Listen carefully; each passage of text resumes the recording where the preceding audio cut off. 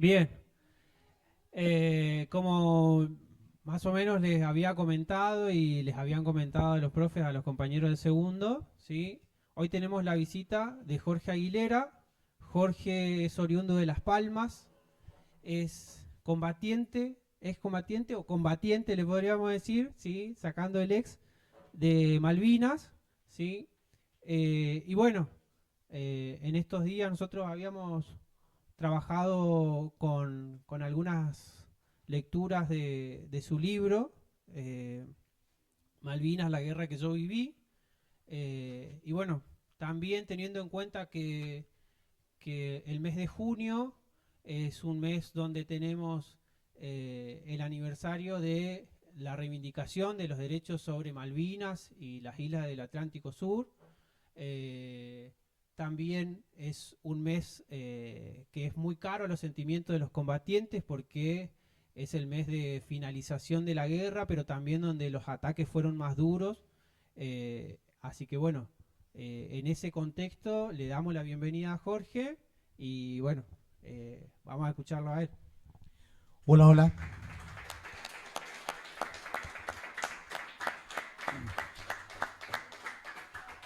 Bueno, antes que hable el protagonista de esto, quiero saludarlos, buenos días.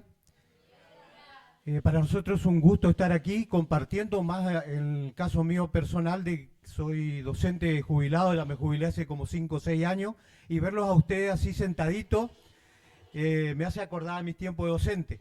Bueno, eh, yo me presento, soy Omar Viñuela, colaborador de la Fundación Tierra Fértil, Sembrando Malvinas, cuyo presidente es el señor Jorge Aguilera, es combatiente como se lo presentó.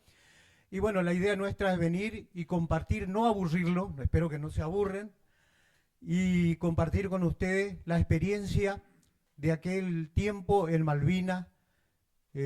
Justamente él que combatió en el frente mismo y gracias a Dios tenemos la posibilidad de tenerlo vivo acá con nosotros y para que nos cuente, porque es como una historia viviente, digamos. Nosotros siempre estudiamos historia y nos acordamos de las distintas etapas de la historia argentina, la historia mundial, los protagonistas, pero siempre ahí en las nubes, digamos, no están presentes. En este caso él protagonista está presente. Por eso le voy a dar la palabra a Jorge para que él converse con ustedes y ustedes hagan las preguntas que quieran. ¿Está?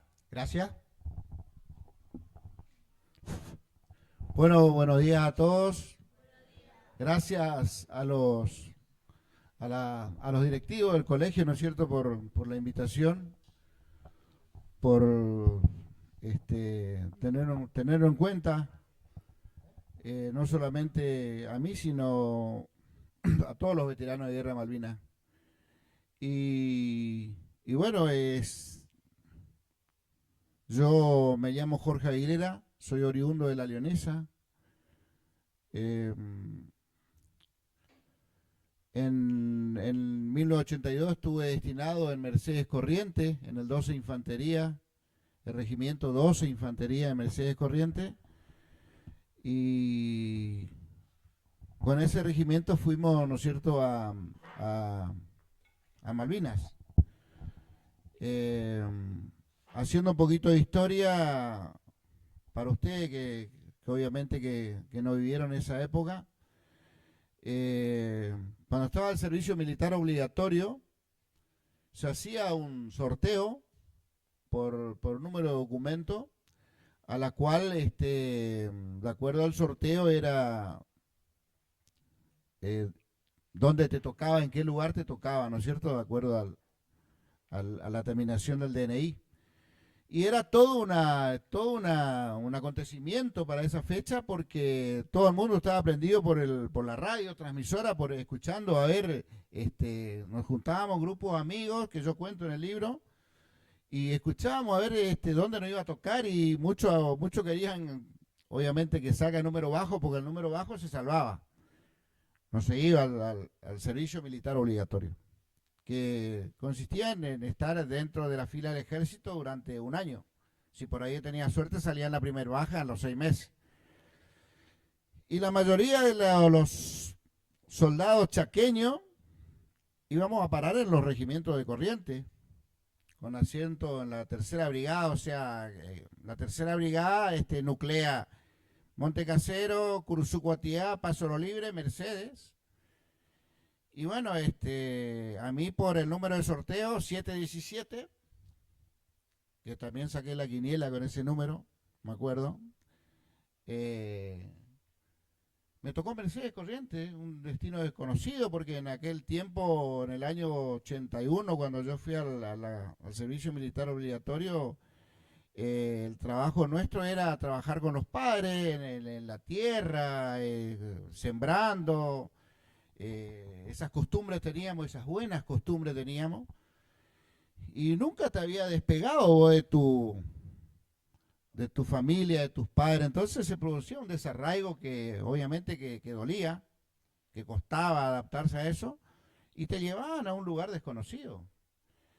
Y así que nosotros, también encuentro el libro, la parte de la despedida, se producía todo un acontecimiento, una reunión familiar, un almuerzo, y después obviamente a tomar el micro y venir al regimiento acá, seguramente que ustedes conocen, habrán pasado por la 9 de julio, que está allá por cerca de Barranquera.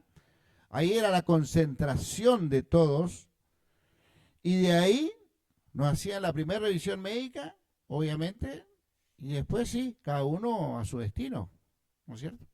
Bueno, nos cargaron en unos camiones, nos hicieron pasar el puente y llegamos a la estación terminal de Corrientes, del tren, y nos cargaron en los vagones y nos llevaron a un lugar desconocido. Nos dieron 2 huevos duros, un pancito duro para el almuerzo, y con eso fuimos a Mercedes. Así que bueno, el sufrimiento es, ¿no es cierto?, feo, terrible.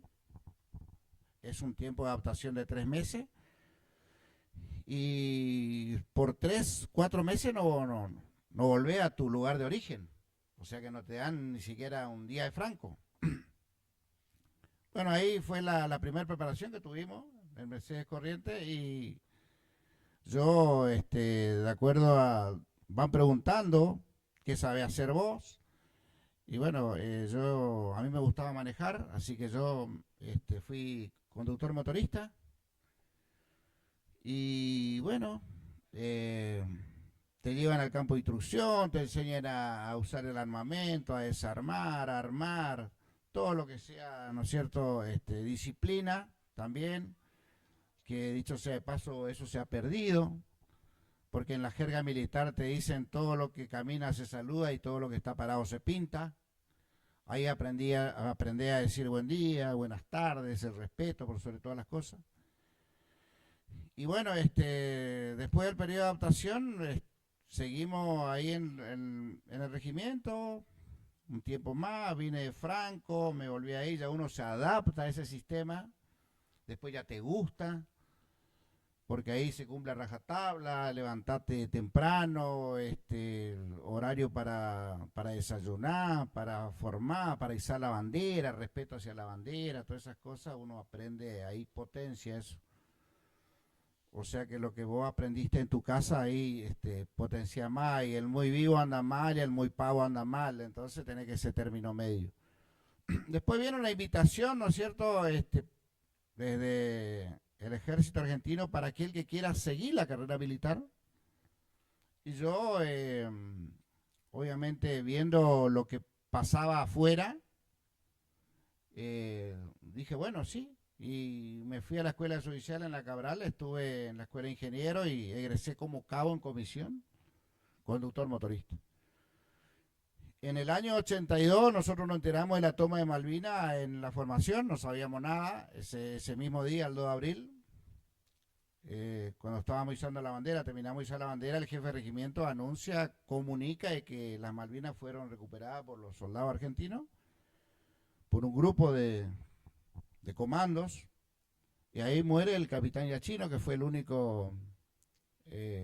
única baja que tuvo el regimiento, que fue el 2 de abril del 82. Entonces, ¿qué pasa? Ahí el regimiento 12 de Mercedes Corrientes, a la cual yo pertenecía, arma un grupo especial de 100 hombres. Y yo en el primer momento sabía que me iba a ir a Malvinas, porque yo estaba dentro de los 100 hombres. Fui seleccionado ahí, bueno, yo pertenecía a la compañía B del regimiento 12, así que bueno. Y después viene una contraorden de que el regimiento 12 y todos los regimientos con asiento en Corrientes de la tercera brigada, los que pertenecían a la tercera brigada, deberíamos ir al sur a cubrir frontera con Chile, porque los principales enemigos que tenemos acá son los chilenos. Son los chilenos que le dieron todo el apoyo a los ingleses. Por eso cuando uno va al sur, en el sur no le puede ni ver a los chilenos. Cuando vas a un brindis en el sur te dicen, mirame a los ojos, no seas chileno. Pues son falsos. Ellos le dieron toda la oportunidad a los ingleses para que hagan una escala en la isla Ascensión, se reabastezcan, porque si no, no tenían autonomía de vuelo para llegar a Malvinas. Así que nosotros íbamos a ir a cubrir frontera con Chile. Es así que partimos el martes 13 de abril de Mercedes Corrientes. Subimos los vehículos en los trenes, porque yo era conductor motorista, entonces subimos todos los vehículos. Fuimos hasta Paraná, pasamos el túnel, subimos de vuelta en Santa Fe los vehículos y de ahí carreteamos hasta Río Colorado, provincia de Río Negro. ¿Cómo es? Y desde que salimos de Mercedes del martes 13 de abril tuvimos 9 días de viaje para llegar a Comodoro Rivadavia. Porque una vez que desembarcamos en Río Colorado, provincia de Río Negro, ahí carreteábamos con los vehículos obsoletos, obviamente viejos. Algunos se quedaban por el camino, teníamos que prenderle con la lanza y llevar, y ya era toda una odisea porque tenés montaña, tenés subida, tenés bajada. Teníamos 2 lanzas nomás, hubo casos que hubo accidente con ese, porque poníamos la cadena y la cadena tenés que mantener tenso, porque si no el vehículo que viene atrás viene sin freno, viene sin aire, no puede frenar, no puede, entonces, ¿cómo es? Se chocaba, hubo accidente así que bueno, llegamos a Comodoro Rivadavia y a mí me dicen, llegamos cansados obviamente, después de varios días de viaje, y me llama a mí un teniente primero gorrita y me dice, Aguilera, agarre 2 soldados más y 2 camiones más y vaya hasta Caleta Olivia. Caleta Olivia es 75 kilómetros más al sur todavía. Así que bueno, me fui hasta Caleta Olivia, llegamos como a las 10 de la noche y después de estar unos días ahí se suma el grueso del regimiento 12 y nos designan un lugar para ir a cubrir la frontera con Chile. Cuando estábamos carreando la primera noche, porque el carreteo se hacía de noche, porque estaban los satélites, que eran estadounidenses, que nos controlaban todo, paran la columna y bueno, por orden de la cúpula militar y del presidente de la Nación, en ese tiempo Galtieri, dicen que en 24 horas los macheteros correntinos teníamos que ir a parar todo en Malvinas. Y eso también tiene un porqué. Porque la cúpula militar se enteran que venían embarcados en el Canberra los Urcas. Y los Urcas, que son nepaleses, que son mercenarios, tenían fama de goleadores. Entonces, para contrarrestar psicológicamente eso, el correntino tiene fama de machetero. Entonces, en 24 horas empezamos a embarcar y bueno, fuimos a parar en Malvinas. Por eso es lo que los regimientos de toda la tercera brigada fuimos todos a parar en Malvinas. Acostumbrado a un clima de 40, 45 grados de calor, fuimos a parar en un lugar donde 12, 13 grados bajo cero. Sin la indumentaria necesaria, adecuada para la zona. Que yo en mi caso particular estuve 59 días en primera línea de combate, nunca me cambié, nunca me lavé, nunca me bañé. Y bueno, y ahí fuimos destinados ya cuando llegamos, llegamos en un Fokker de la Fuerza Aérea y el primer enemigo que tuvimos al llegar fue el clima, fue el frío. Imagínense ustedes cómo están abrigaditos ahí con este frío hoy acá. Y nosotros nos recibe un clima de 9, 10 grados, con viento, con llovizna, y tu poncho plástico que se usaba, que era un poncho que nos poníamos así, que era justamente para la lluvia, con el primer viento que hubo fue para en el mar, ya nos quedamos a la deriva, en la intemperie, así que fue el primer enemigo que tuvimos cuando llegamos, fue el clima muy duro, y ahí empezó el sufrimiento. El sufrimiento, y yo siempre digo que el ser humano es duro porque soporta muchas cosas. Al otro día nos llevan hasta un lugar que se llamaba el Valle de Montequén, nos alzaron en unos camiones a 25 kilómetros del pueblito de Malvinas, y empezamos a armar posición en ese lugar, y a la noche dan la orden de que ninguno se mueva de la posición porque posiblemente desembarcaban los ingleses esa noche ahí. Entonces imagínense la tensión nerviosa que había. Mandan un grupo adelantado contra el mar, y un soldado sale para ir al baño y no escucha, se usa en la jerga militar alto quien vive. Y vos, por ejemplo, decís, eso se llama santo y seña, que vos le gritás alto quien vive y el otro te dice gato y vos le decís perro. Entonces vos sabés que son argentinos. Esa es la jerga militar, se llama santo y seña. Este le grita, no escucha, le vuelve a gritar, no escucha, y le mete un tiro porque pensaba que era inglés. Y ahí se produce la primera baja del regimiento 12, propia tropa. Lo matan a un soldado, el grupo del cabo Golobarda, que yo también escribí en el libro ahí. Al sargento Bazán le vuelan 3 dedos de una mano, quedó con estos 2 dedos nomás. Y otro soldado que tuvo suerte que le cortó el talí, el portasable, eso, y no le pegó un tiro. Entonces, ese soldado que muere esa noche, ese día antes, cuando llegamos nosotros, me dice el teniente primero Gorriti, que era mi jefe de compañía, Aguilera agarre unos soldados y vaya a hacer una recorrida y ve a ver qué encuentra. Entonces nosotros fuimos con 2 o 3 soldados a hacer una recorrida y encontramos unos camiones abandonados, porque los ingleses cuando se toma Malvinas, el que pudo salir de la isla salió. Y se ve que había empresas que estaban trabajando y dejaron todo abandonado. Camiones, retrocavadoras. En un camino encontramos y uno le hicimos arrancar y bueno, vengo pero para eso te estoy hablando que caminamos más o menos 7 kilómetros, 8, en pendiente ascendente. Vengo y le damos la novedad de este gorrito y me dice, ¿tenía batería? Sí, le digo. Bueno, vayan y búsquenme la batería porque yo quiero leer la carpa esta noche. Así que volvimos y te imaginas una batería de 24 y ese soldado que lo matan esa noche se había ido conmigo a buscar esa batería. Estaba dentro del grupo. No me acuerdo el apellido de él. Y bueno, al otro día que le matan al soldado viene la orden de que todo el regimiento, o toda la compañía, el regimiento, como en la compañía B del 12 que estábamos ahí, de castigo a Darwin, 70 kilómetros más allá. Así que bueno, vienen los Chinook, que eran los helicópteros de 2 hélices, y cargan los soldados y llevan mi compañía, que era la compañía B, quedamos en Montequén, que pasamos a ser una compañía helitransportada reserva. ¿A qué le llaman helitransportada reserva?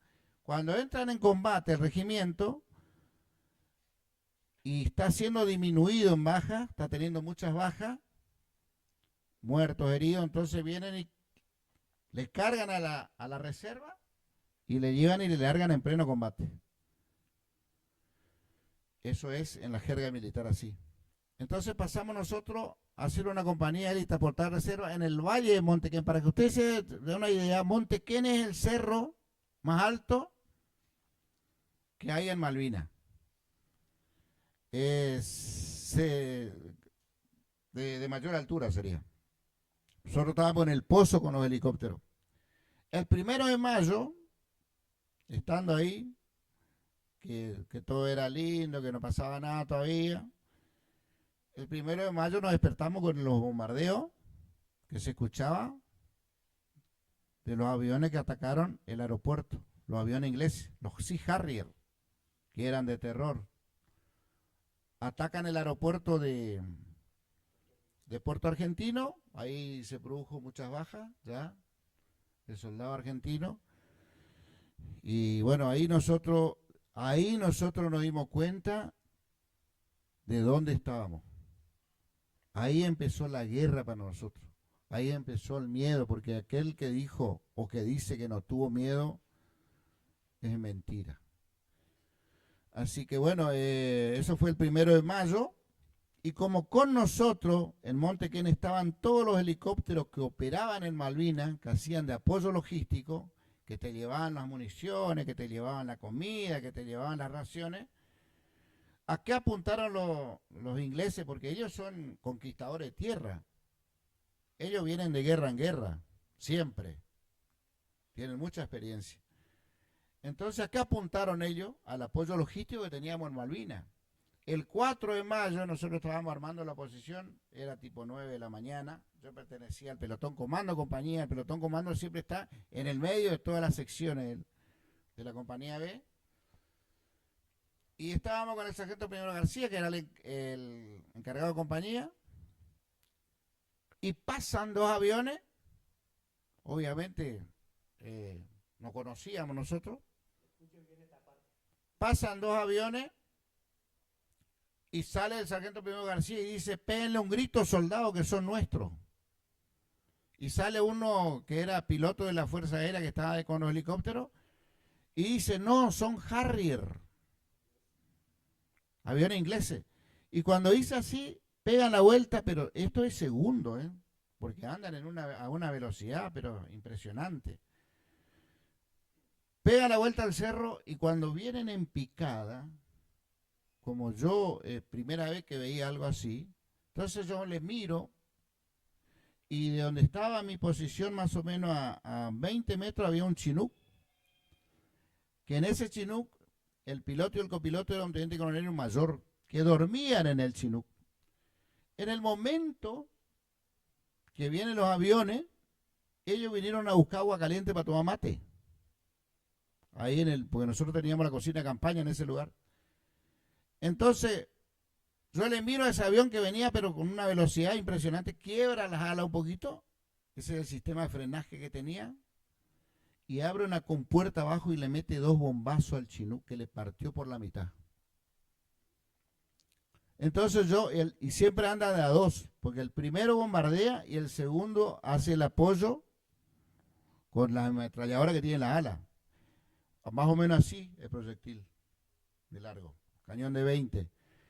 Entonces, ¿qué hago yo cuando empezó el de atrás a tirar con la ametralladora? ¿Qué hago yo? Corro porque estábamos a la intemperie, estábamos recién armando la posición. Corro de la desesperación y me meto en un pozo.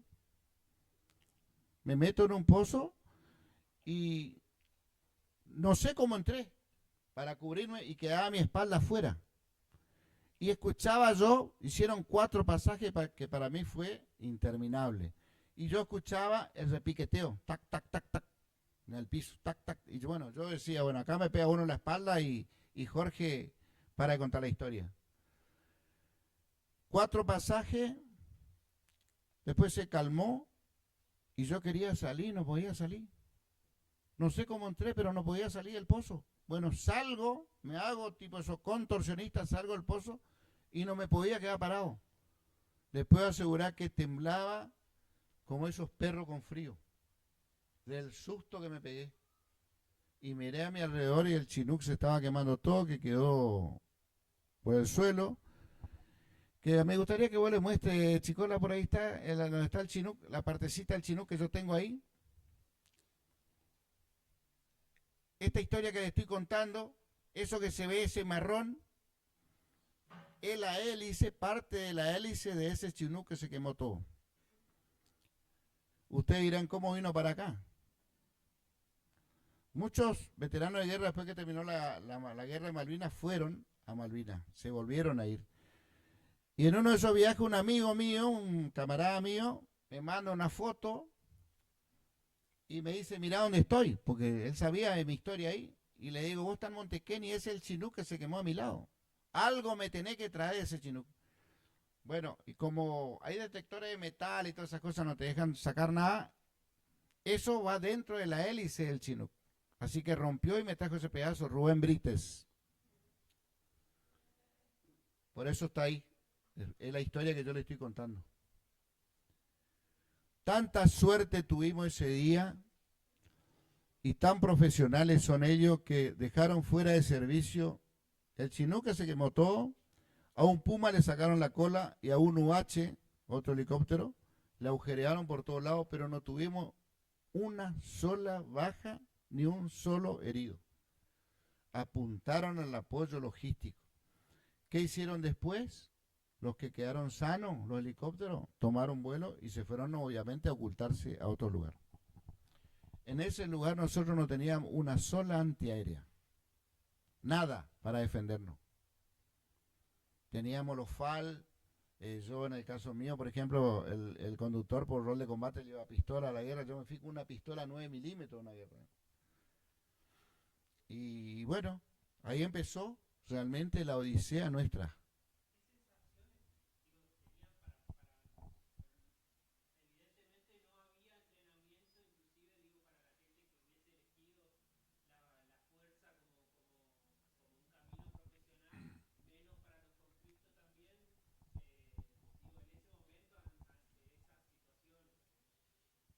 Mirá, yo digo que no, nosotros teníamos preparación. Lo que falló es la conducción, falló la estrategia. Eso es lo que falló en Malvinas. Porque nosotros teníamos preparación, de hecho, hay versiones inglesas de que cuentan de la valentía y el coraje que tuvieron los soldados que nunca ellos esperaron eso. Ellos vinieron con una idea de que tomaban Malvinas al otro día que llegaban y se iban. Sin embargo, le costó muchísimo. Seguimos estando en ese lugar, ahí empezó la supervivencia, porque ya no teníamos para comer, ya no teníamos nada. Recurrimos a las ovejas que hay en la zona, ovejas gordas, lindas, que podíamos carnearla y lo hacíamos hervido. Yo había cortado un tacho de 200 litros por la mitad con un cuchillo de campaña golpeando con una piedra, que eran de tacho de combustible de los helicópteros. Lavamos bien y la mitad de la oveja la hacíamos hervir y la otra mitad yo le tramé unos alambres del hilo del teléfono que habíamos cortado y la hacíamos a la llama, porque ustedes dirán, ¿por qué los ingleses vienen a pelear de tan lejos a pedir por ese lugarcito? Ellos están a 10.000 kilómetros de distancia, nosotros estamos a 600 y no son nuestras, o son nuestras y no están ocupadas por nosotros, explotadas, porque hay mucha riqueza en Malvinas. Malvinas es una de las reservas petroleras más grandes del mundo. Hay un tepes, le llaman al pedazo de tierra que nosotros sacábamos allá, y 24 horas dura prendido. El pasto verde prende, parece que está seco del gas que tiene, el petróleo que tiene. Entonces nosotros con eso cocinábamos la oveja. Y bueno, ahí empezó la odisea mal de la supervivencia y no teníamos nada para comer. Yo había sacado un pedacito de pan hoy de ahí que le quise mostrar a los chicos, no sé dónde está el pedacito de pan. Que ustedes dirán, ¿no es cierto? ¿Qué enseñanza nos puede dejar una guerra? ¿Qué enseñanza nos puede dejar una guerra que es tan cruel, que yo no le deseo a nadie en el mundo? Yo estoy acá hablando con usted, gracias a Dios, porque Él fue el que me puso el manto y me dijo, vos tenés que venir para contar la historia. Un pedacito de pan más chico que esto, nos repartimos entre 6. con tal de comer un pedacito de pan cada uno. ¿Qué les quiero decir con esto, chicos? Que la crueldad de una guerra te deja mucha enseñanza con respecto a los valores, lo que tenemos que valorar. A veces nos sobra un pedacito de pan, nos sobra un plato de comida y lo tiramos, no compartimos. Ustedes no saben cuántas veces, estando conviviendo con la muerte hora a hora, minuto a minuto, yo decía,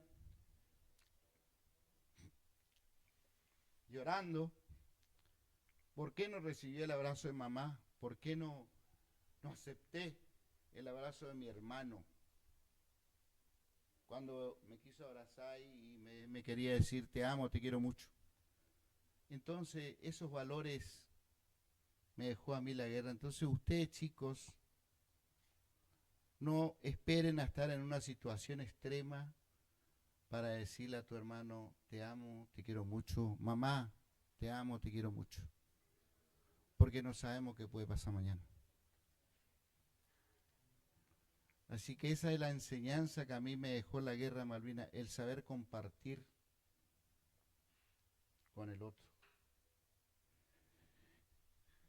Estuvimos en ese lugar y el 27 de mayo se produce el desembarco inglés en Darwin, a la cual ahí entró en combate el regimiento mío, el grueso de mi regimiento, que muchos de mis camaradas que yo le despedí, que en Montequén ya no lo vi más.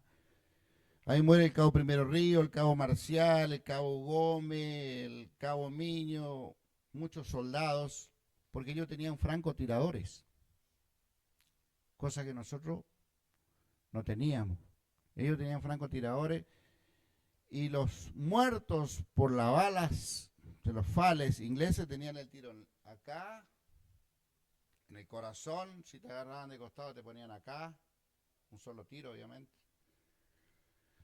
Y bueno, entran en combate el 27, 28 y el 29. Lograron ellos hacerle replegar al 28 a los ingleses porque no le fue fácil. No solamente hubo muchas bajas argentinas, sino también inglesas. Ahí le embatan al teniente coronel John, en un soldado, un cordobés. Lo mata ahí en Darwin. Y el 29 ya no tenían más con qué tirarle porque ya agotaron todas las municiones los de mi regimiento. Piden la reserva de que estábamos ahí en Montequén, vienen 2 helicópteros y llevan a los de la compañía B y quedamos 45 que no pudimos ir porque los helicópteros eran chiquitos. Entonces, cuando bajan allá, ya, al bajarles ya cayeron heridos un montón porque le esperaron ya estaban bombardeando en pleno combate, feo. Así que bueno, el día 29, el día del ejército, que fue hace poquito, le dieron 2 horas los ingleses para que el jefe de regimiento tome la decisión de rendirse, porque si no, le aniquilaban a todos. Así que bueno, ahí tomaron la decisión de entregarse, ¿no es cierto?, en Darwin, que muchos no quisieron, muchos lloraron, obviamente, porque vieron bajar su bandera y subir de vuelta a la inglesa, que fue un dolor muy terrible, pero bueno, eso pasó el 29, y el 30, el primero más o menos, ya nos atacan a nosotros en Montequén, los comandos, hacen una incursión los comandos ingleses, y tuvimos un pequeño combate ahí, y subimos el cerro, ¿no es cierto? Nos replegamos contra el cerro y un soldado quedó, que no se quiso venir con nosotros, se quedó en la carpa y lo tomaron prisionero, que era el soldado Gómez de Saspeña, un chaqueño.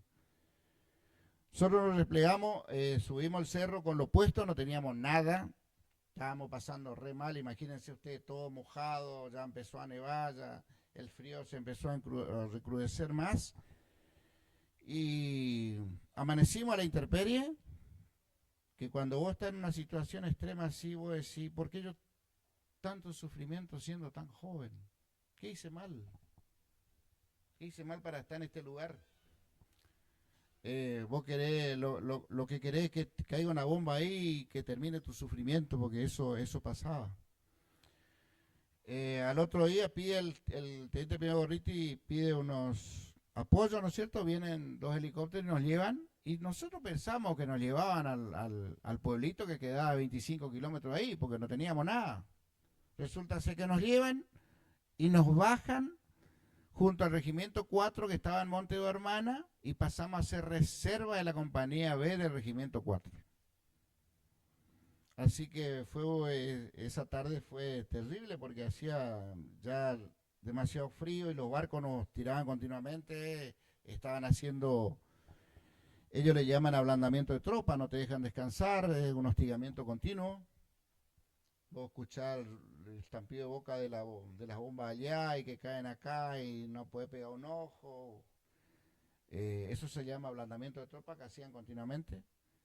Y bueno, ese día que nos bajan ahí, obviamente fue terrible otra vez, porque imagínense ustedes todo mojado, sin la indumentaria adecuada, estar sentado contra una piedra, esperar que amanezca, no amanecía nunca. Yo tuve precongelamiento de pie de trinchera, se llama eso, que empiezan a endurecerte las manos, se empiezan a congelar los miembros inferiores, tanto los pies como las manos, y se hinchan.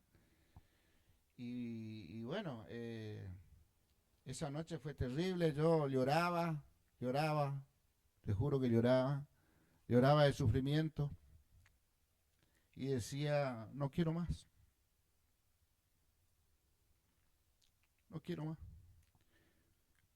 quiero que me maten, que caiga una bomba, no quiero sufrir más. Y yo tenía 19 años. Así que bueno, al otro día amaneció, hicimos las posiciones y ahí seguimos, ¿no es cierto?, con las incursiones comandos ingleses. También venían los comandos argentinos, que yo cuento en el libro, incursión de los comandos, dice ahí, donde ahí lo matan a Gumercindo Acosta y el Pedro Cisnero.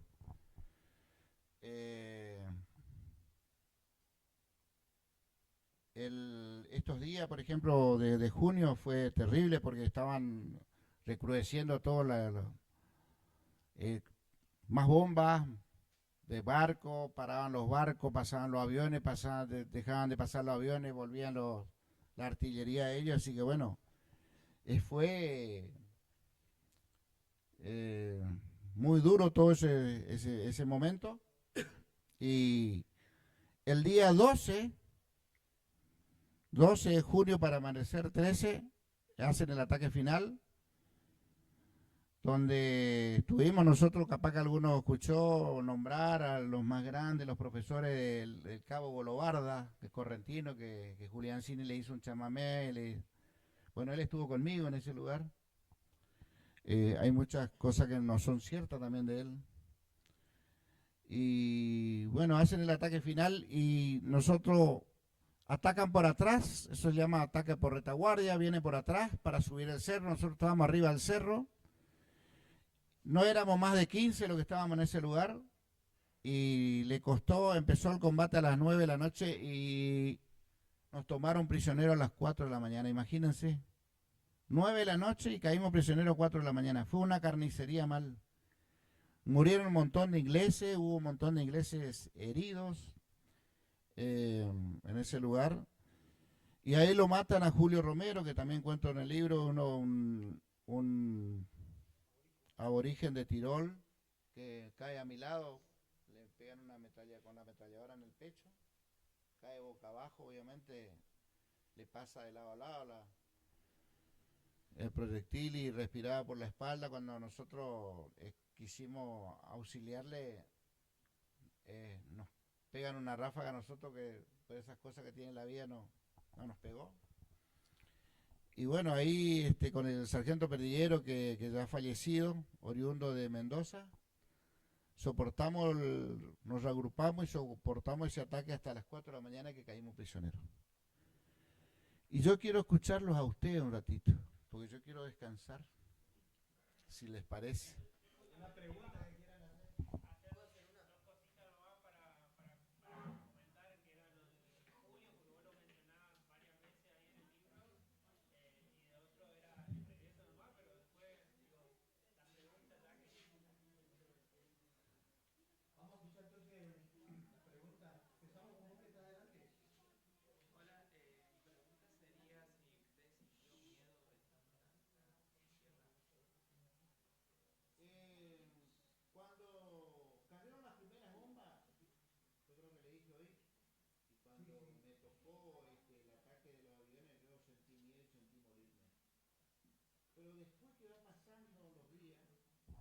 nosotros ya conocíamos el zumbido de las bombas, ya lo conocíamos, porque el estampido de la bomba es dos, ¿no es cierto? Uno de boca cuando sale y el otro cuando cae.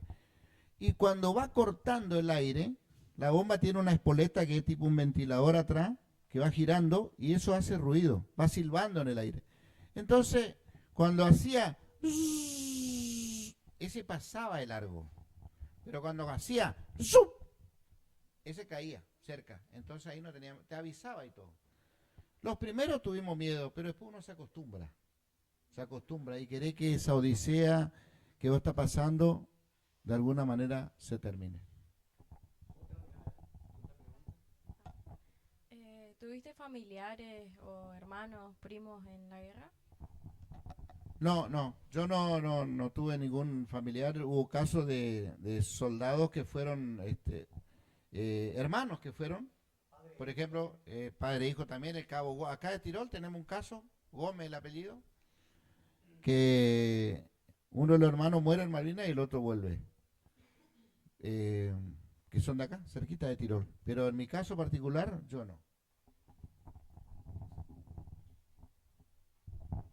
¿Es verdad que los estadounidenses nos traicionaron en las Malvinas? Y ellos son los principales aliados de los ingleses. Siempre, en toda contienda. Ellos son los que estuvieron ahí, que vinieron a probar armamento por nosotros que habían fabricado en Estados Unidos. Había una bomba que se llamaba Molotov, que explotaba más o menos antes de caer al suelo 10 metros. Entonces las esquirlas, las bombas tienen esquirlas. ¿Qué son las esquirlas de la bomba? Son pedazos de hierros de fundición que van cargando adentro. Tuerca, pedazos de chapa, de hierro duro. Entonces cuando explota eso, se desparrama y sale con una caloría que ustedes no se imaginan, al rojo vivo. Yo estaba esa noche del combate final, nosotros estábamos contra una piedra tirando, yo estaba tirando con el fusil del sargento Primero García, porque así como también hubo héroes de Malvinas, también hubo gente que desertó del combate. En este caso el sargento Primero García, que era mi encargado de compañía, el 10 más o menos de junio, él no amaneció, nosotros compartíamos la posición, no amaneció conmigo, dejó su fusil, dejó todo y se perdió con un grupo de soldados. ¿Dónde lo vuelvo a encontrar a él después? En Campo de Mayo. No me podía mirar la cara, obviamente, pues eso no se hace. Y yo terminé combatiendo con el fusil de él. Lo que le quiero contar es esto para que vean la dimensión de cómo sale la bomba de adentro. Cuando explota, yo estaba tirando y escucho algo que pega acá y miro y cae y se fue apagando una cosa roja. Y esa es la esquirla. Imagínense, así como el pullover de la profesora del color que larga. Imagínense si esto te pega ahí, cómo te quema y te destruye todo el organismo. ¿Qué ocurrió? Hubo varios soldados que quedaron en silla de ruedas, que fueron amputados las piernas por las esquirlas de la bomba inglesa. Y eso fue el apoyo de Estados Unidos. Siempre están juntos.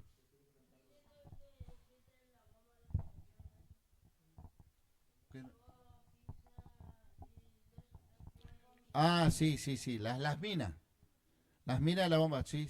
Nosotros, por ejemplo, donde estuvimos, la zona de la primera línea, para que se den una idea, estábamos en la costa del Camino, ¿no es cierto? De ahí para el sur empezaba todo lo que sea el Monte Dormana, Monte Ken estaba enfrente, Dormana Sur, Dormana Norte, Monte London, que fueron uno de los combates más duros. Y del camino hacia el mar, las tropas argentinas habían minado toda esa zona. Lo que vos estás preguntando. Justamente para que vengan y pisen los ingleses y explote, que hubo varios casos. Ah, exactamente, le hubieran en pedazos. ¿Cómo te sentiste después de la guerra?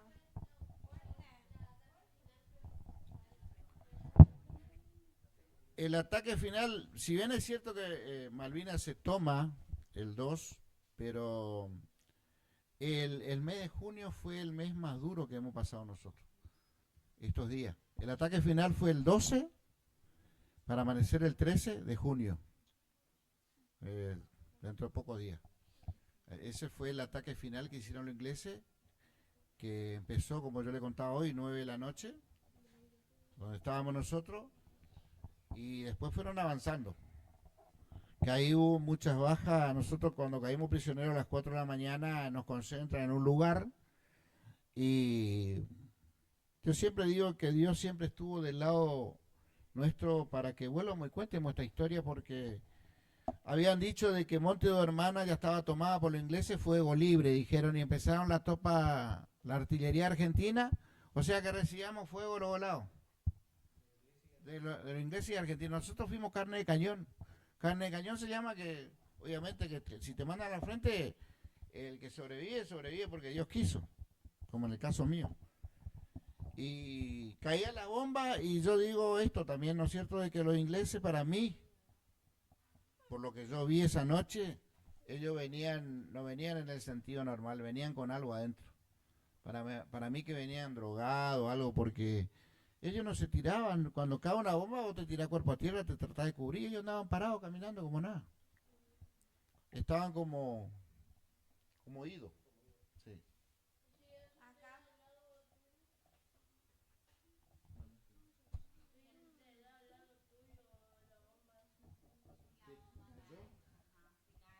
Si cae al lado tuyo, te desparrama, obviamente. Sí, te hace. ¿Cómo te sentiste después de la guerra?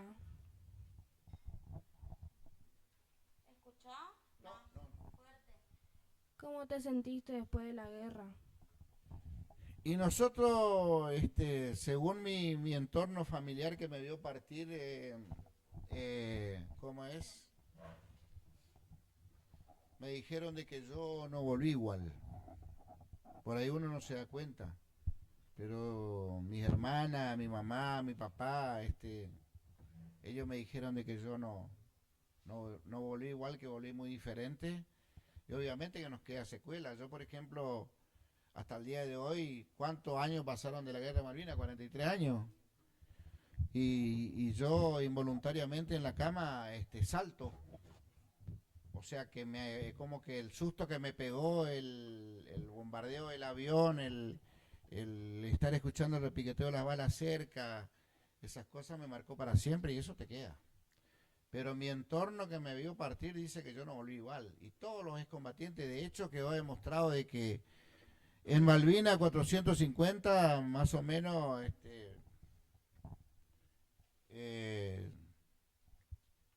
después de la posguerra, 450 más o menos se han suicidado de la posguerra. Imagínense ustedes, porque estas preguntas me hicieron en varios lugares, donde ¿cuántos mataste? O si mataste a alguno. Imagínense cómo enferma una guerra, porque los ingleses recuperaron las Malvinas. Y 450 más o menos se han suicidado en la posguerra argentinos, soldados, por falta de ser reconocidos, por falta de respuesta del gobierno y por la secuela que deja la guerra. Imborrable, obviamente, que es una cruz que tenemos que llevar hasta que Dios nos llame a su encuentro. La misma cifra se suicidaron los ingleses. Así que esto te da una pauta de lo enfermo que te deja estar en una guerra.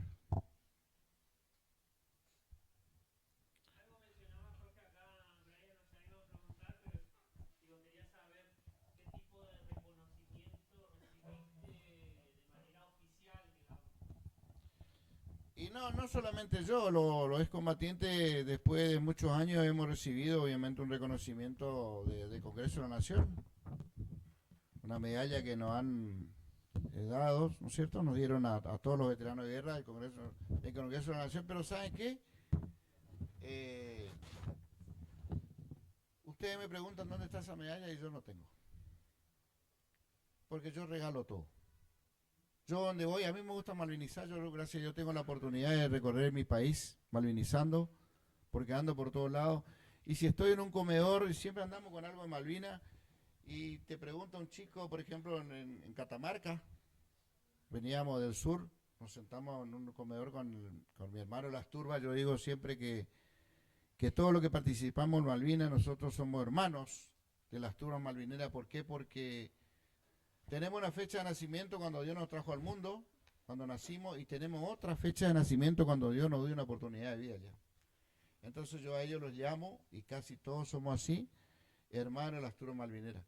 Paramos en un comedor y nos dice un chico, el papá de un chico, ¿ustedes son veteranos de guerra? Sí, con mucho orgullo. Digo yo. Y yo era un chiquito que tenía 10, 12 años y dice, mi hijo tiene una debilidad por los veteranos de guerra. ¿Y será que le puede saludar? Sí, que vino, nos sacamos una foto, le firmamos unos autógrafos ahí, y me fui hasta el auto, que tenía una medalla, y le regalé la medalla. Porque yo lo de Malvinas llevo en el corazón. Sí. Un poquito. Después de la guerra, para que usted, y tiene que ver con la pregunta que él hace, después de la guerra, acuérdense que nos gobernaban los militares, un gobierno de facto que no fue elegido por el pueblo, no era un gobierno democrático. Y al perder la guerra, ellos fueron los primeros, ese mismo gobierno que les mandó a los soldados a luchar en Malvinas, fueron los primeros en querer desmalvinizar, digamos, olvidar la guerra de Malvinas, justamente por la derrota. Las causas políticas, militares que ellos tuvieron para tomar Malvinas, seguramente ya la historia lo está juzgando.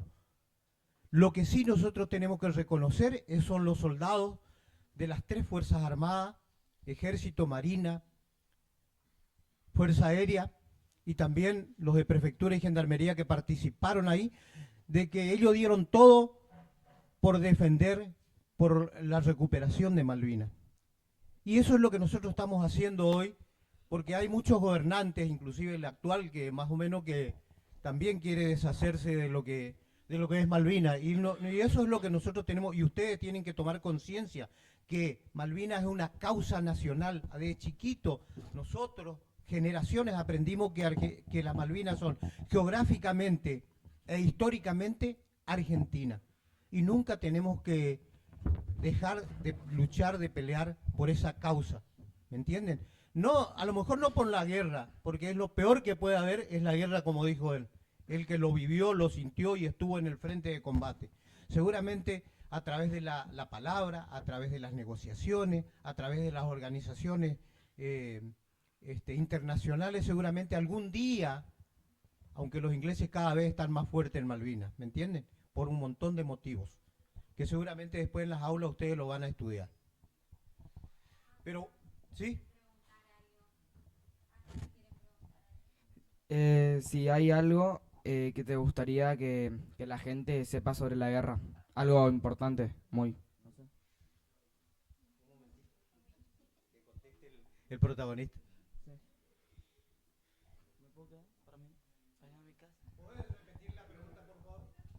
Si hay algo que te gustaría que la gente sepa sobre la guerra. Si hay algo, y a mí me gustaría que lo de Malvinas sea incluido en el sistema educativo, que se habla muy poco. Este libro fue declarado de interés educativo provincial por la Cámara de Diputados de la provincia del Chaco. Y yo les puedo asegurar que ustedes de Malvinas hablan el 2 o unos días antes del 2 y después del 2 ya se termina. Esto, como decía él, debe ser una causa nacional. Siempre tenemos que estar defendiendo Malvinas. Y ustedes son los que tienen que levantar la bandera de la malvinización. Las generaciones que están ahora. Yo escribí este libro y yo le digo a mis camaradas de que nosotros somos parte de la historia de la Argentina. Tenemos mucho que ver con la vuelta a la democracia en la Argentina y hoy no es poca cosa lo que están pasando ustedes acá. Porque en los colegios se habla mucho de San Martín, de Belgrano, de Güemes, que no está mal. fueron héroes de la nación también, pero ya no están. Los veteranos de Guerra Malvinas somos parte del bicentenario en la Argentina. Tuvimos mucho que ver con la vuelta de la democracia en la Argentina y hoy estamos acá. Y se habla muy poco. Entonces, ustedes chicos son unos privilegiados. Porque al día de mañana, cuando sean grandes, este momento seguramente que van a estar contándole a sus hijos, a sus nietos, que han compartido una charla con un protagonista directo de Malvinas. Así que bueno, yo les quiero comentar, porque traje ahí fotos de que cuando nosotros regresamos, ahí esa foto que está ahí, de Malvinas, cuando nos toman prisioneros, nos llevan a un barco que se llamaba Canberra, ¿no es cierto? Nos hacen acarreados los heridos, primero en dos hermanas.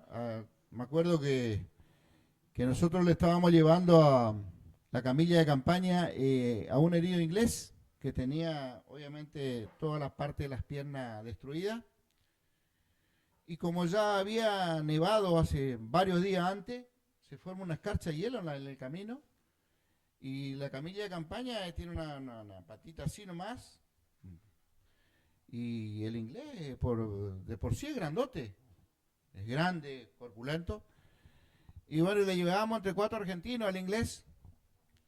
Y éramos una columna más o menos de 90 prisioneros.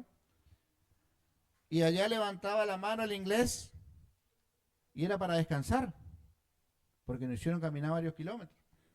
Entonces, imagínense, entre 4 llevarle a ese tipo pesado.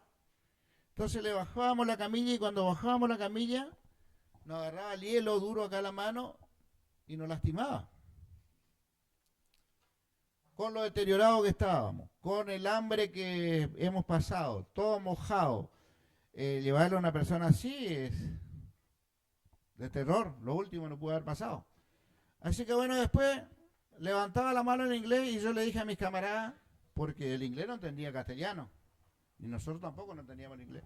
Entonces le digo a mis camaradas, con perdón lo que voy a decir, este hijo de puta, que sabe cuánto argentino mató, y nosotros le estamos teniendo paciencia. Entonces cuando levantaba la mano el inglés allá, ¿qué hacíamos? Para que no nos lastime la mano, de esta altura largábamos la camilla. Imagínense, la camilla caía y los huesos cómo se le movían, cómo gritaba ese tipo de dolor, porque se le movían todos los huesos. Pero obviamente que nos arriesgamos, porque si nos veían, vos estás prisionero, te fusilan. Eso es una de las cosas que pasó. Después nos alzan en el Canberra, un transatlántico de 9 pisos, con ascensor y todo, que ellos usaron para transporte de tropas, y con eso nos traen al continente, previo a estar en el campo de concentración, ahí todo. Yo no le quiero hacer muy largo porque por ahí ustedes tienen cosas que hacer, nosotros también tenemos que viajar para Corrientes ahora, rotito. Previo al estar, no sé si vieron películas de guerra que están con los alambrados, así con el alambre, bueno, así nos tuvieron prisioneros ya, y un día entero ahí en ese lugar, previo a un lugar que estuvimos, los corrales de ovejas, que nos tiraron a la noche pellones de oveja para soportar el frío, para amanecer ahí en ese lugar, y después nos trasladan a San Carlos. De San Carlos nos llevan en unos lanchones, nos alzan en el Canberra, en el transatlántico, donde nos hacen una revisión médica completa antes de subir, y nos alojan en los camarotes. Yo estaba prisionero con otro que nunca más lo vi, era un porteño, y obviamente teníamos un inglés en la puerta. Y ahí comíamos 2 veces en el día, en las 24 horas. Comíamos, primer plato, una cosita así, y segundo plato, otra cosita así. A nosotros nos tocaba el almuerzo a las 7 de la mañana y a las 7 de la tarde la cena. Todo ese transcurso no comíamos nada, obviamente, ni agua tomábamos. Entonces mi compañero tenía el casco Y yo pensé, digo, le vamos a cambiar el casco por algo para comer. Entonces le toco la puerta al inglés, cuando abre le hago señas por el casco de mi compañero. Y le digo, te doy el casco y dame algo para comer. Y me hace así con la cabeza, entonces le saco el casco a mi compañero y le paso y me da 7 caramelos. 7 caramelitos. Obviamente le di 3 a él y 4 yo porque yo hice el negocio.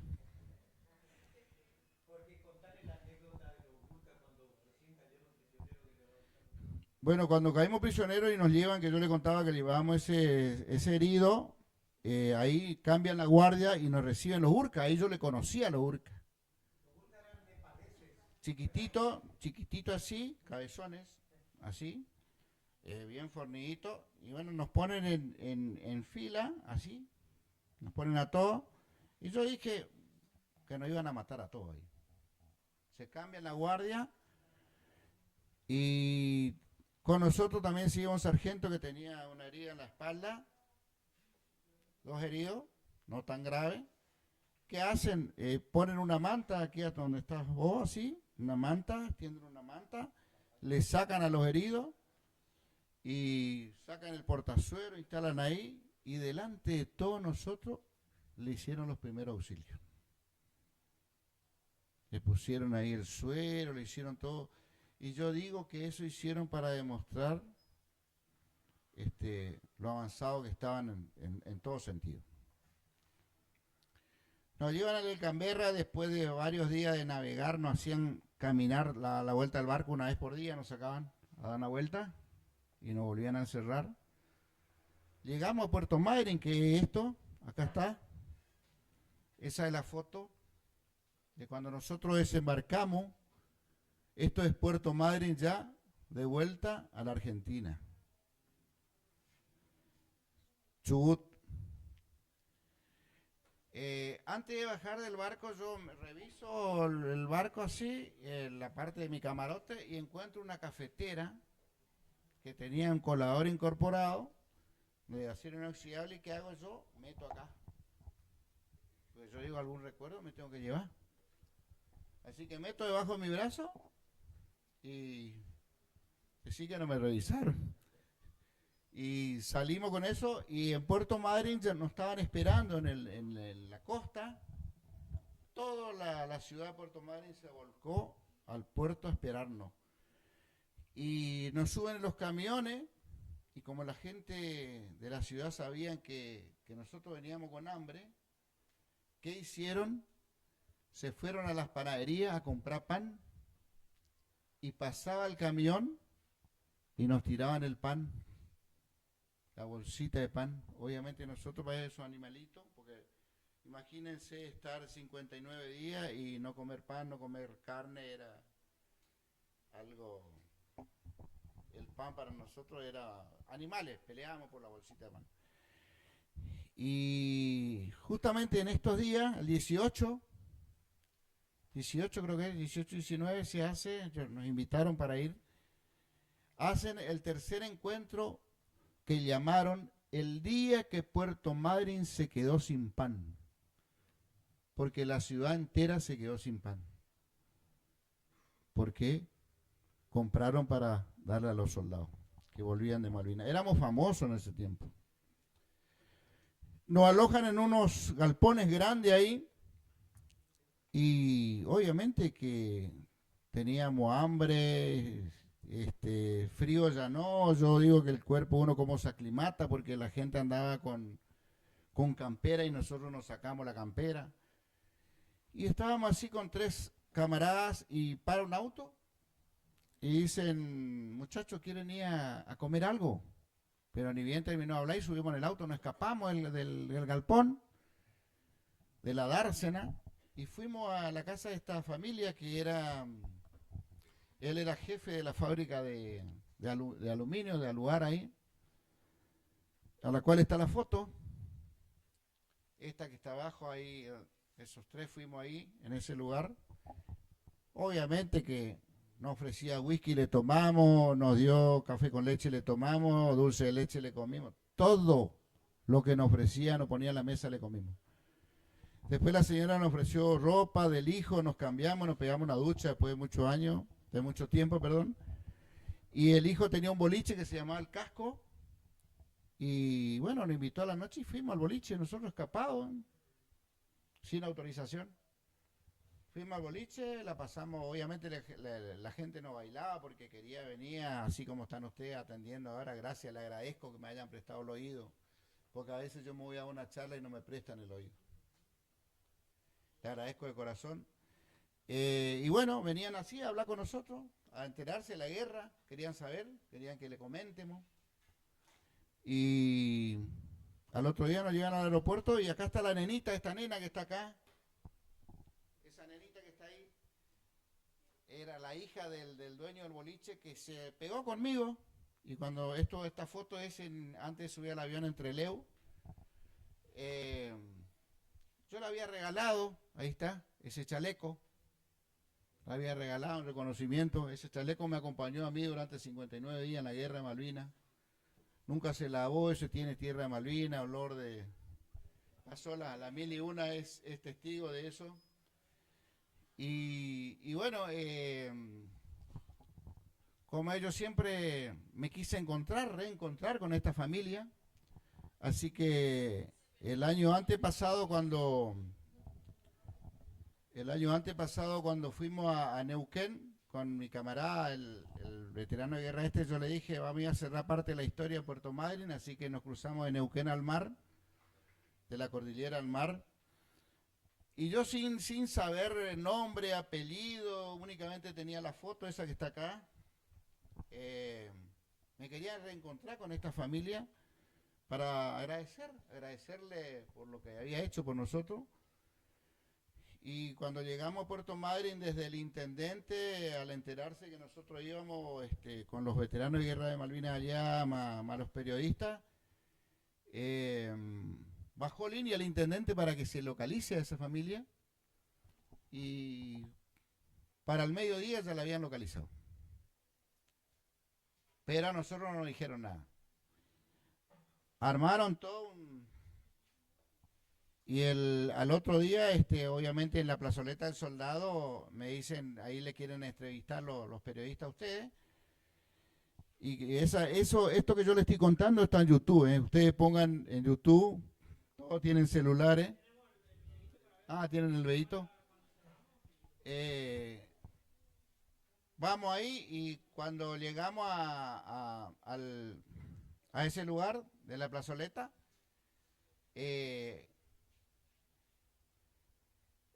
me pregunta la periodista qué yo me fui a hacer a ese lugar, qué es lo que yo quería, y bueno, le comenté lo que quería, que era cerrar parte de la historia. Y me dice, ¿qué le diría a esa familia si yo te digo que esa familia está acá ahora, después de 42 años? Bueno, la chica que tenía 4 años, obviamente ahora hay mamá, tiene hijos, nos reencontramos ahí y ella... fue un encuentro muy emotivo y ahí yo no me había acordado que yo le había regalado ese chaleco y una bolsa de rancho, que la bolsa de rancho yo le regalé ahora a Vladimiro Molina, que es lo que organizan el homenaje a los veteranos de guerra en Neuquén. Este año le llevé la bolsa de rancho así como traje de Malvina, con la tierra, todo sucio, y el chaleco está ahí. Así que bueno, ese fue muy, muy lindo, ¿no es cierto? Es el segundo caso que se da a nivel país. Porque el primero fue que la familia le buscó al soldado para devolverle una manta que le había regalado. Y en este caso fui yo que le busqué a la familia para reencontrarme. Así que bueno. Bueno, chicos, fue un gusto compartir con ustedes.